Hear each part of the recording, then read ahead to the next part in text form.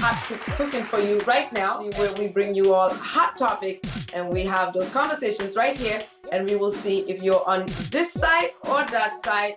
You could comment below, let us know which side you're on. What's cooking in the kitchen today and who's cooking? I don't know. Which one cooks better here? Amy. Did I see Olay's hand or that was a mistake?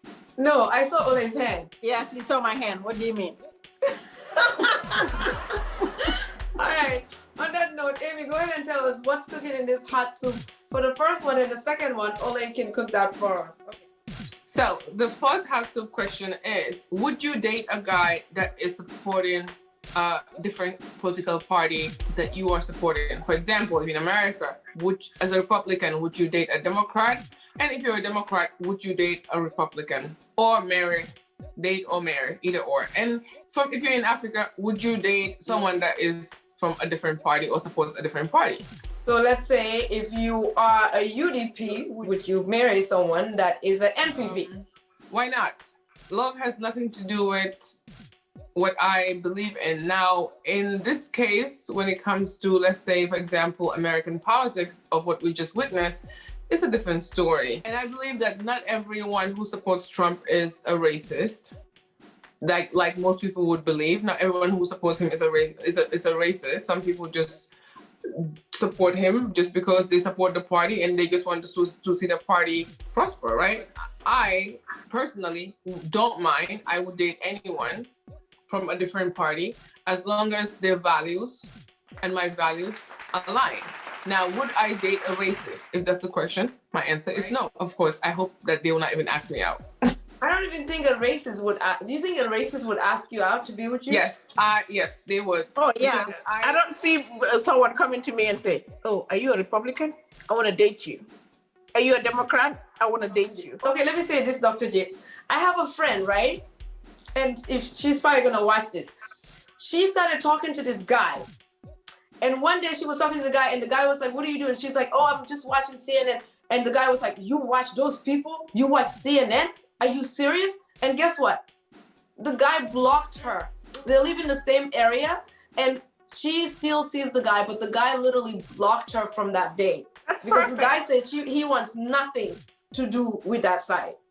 So guess what? Kudos to the guy for blocking her, because if that's how strongly you feel about something, you should definitely try to even not, because you will end up in a problem once you get in a relationship. I'm 100% with the guy. If you feel like this is someone that you cannot have a conversation with in terms of policies, what's going to happen to your country or what's going on, don't date them. So you are for it, actually. Is that what you're saying?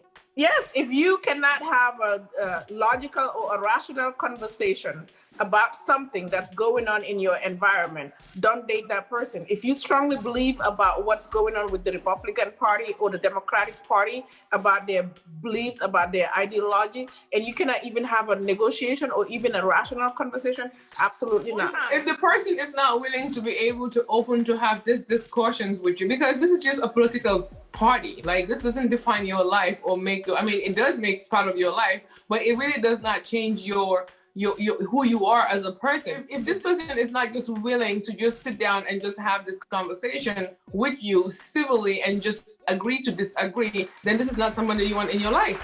For some people, maybe for Amy, she is not into politics to that point. Like all her opinions or all her ideology is so like very superficial. She just wants what's right, just to vote. But for some of these people, they are deeply She's just using me as an example, okay? I'm just using it as an example. Okay, yeah. Some of these people are deeply rooted into what their beliefs are in the ideology of a particular political party, to the point that they cannot even have a decent conversation, even with their own family members. So for those people, yes, for those people, it is in their best interest not to even engage in a relationship where that person has a totally different opinion. It's better for them to go date someone in their own comfort zone, because otherwise they're going to have a... Listen, Linda, that guy totally blocked my friend, and the friend that's watching, you probably know who you are. Like, he blocked her, and that was the last conversation. And she called me, she's like, Juka, what do you think happened? I was like, so what happened? So she explained it to me. I was like, that's what it is. She was like, are you serious? So he blocked me because I told him I was watching CNN. I was like, that's exactly what it is. What's her name? I think it's Kellyanne Conway, right? And her husband. It seems like I think they support different political parties, including the kids. So to me, I actually welcome it because I want to hear like what are the other policies of the other party and like why do you really support them, right? Just because I support the Democratic Party, or actually I'm an independent. I registered as an independent voter. My example is actually not a relationship, but it's more like I think like a friendship. Like at work, two of the people that I'm like closest at work, they both Trump supporters. Like believe it or not, and sometimes I sit down and listen to what they're saying. Yeah, like everybody think like, of course, like with all the crazy things that Trump said, a lot of the times they do not really support like all of that, but it's kind of like the policies that they support.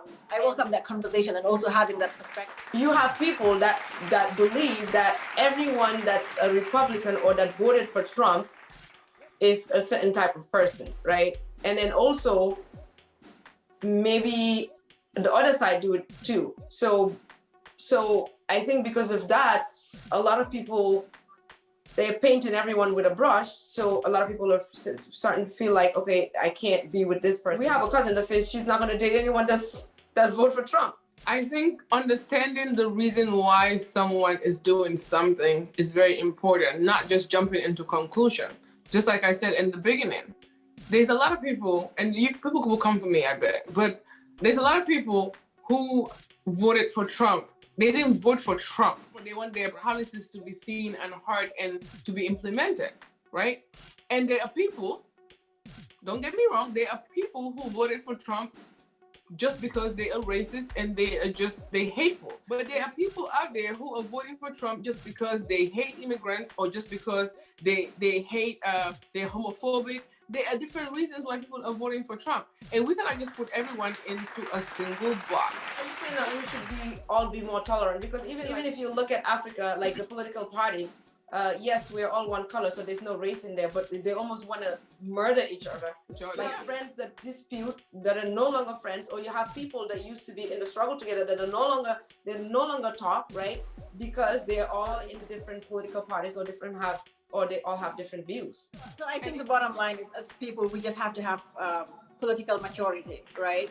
Because you could support somebody else, I could support somebody else, and it's just different views. But kind of like looking at it from the other perspective, like put yourself in the other person's shoes and try to figure out like, okay, why is this person really supporting this person? And then if that person to do the opposite, then we can probably like maybe come to a middle ground where it's not we're just demonizing each other. Generally, we look at the Republican Party belonging to these people, and the Democrat, if you're Black, by default, you should be a Democrat. I mean, I wasn't born and raised in this country, but I'm an American, but I feel like that's what's happening. And also, if you are Black and you start to believe or start to see the Republican Party's ideology, you are demonized, like the word Olay said that we say in Africa. So you're a villain, you're looked at a certain way, just like 50 Cent when he came out, or not that I believe in what they're saying, but that's what I see that's happening in the African American or in the Black community. True, but just because something has been done a certain way doesn't make it right for us to keep doing the same thing. We need to educate our kids, our people, to learn to differentiate what is best for our society in general. If it means to be Republican, so be it. Not necessarily just because you're a Democrat, we need to vote for you all the time. We need to educate our kids about the policies that are put in place that can affect us, not just necessarily being a Democrat or being a Republican. That's my take on it. I think there is a difference in this year's elections when you look at America versus every other year, right? Now, what we are talking about right this second matters a lot in any other elections. The reason why people were demonizing the Black people who were supporting Trump this year is not because of ideology. It's not because of policies. It's because of how dividing and how degrading Trump has made Black people and minorities in this country feel. And that's what people were voting against. People were not voting against the ideologies of the Republicans or their policies. People literally vote Trump out because of human rights abuse. Period. Next segment, subjective views over there. But yeah, so this is why it's called a hot soup. We all say how we feel and what we think.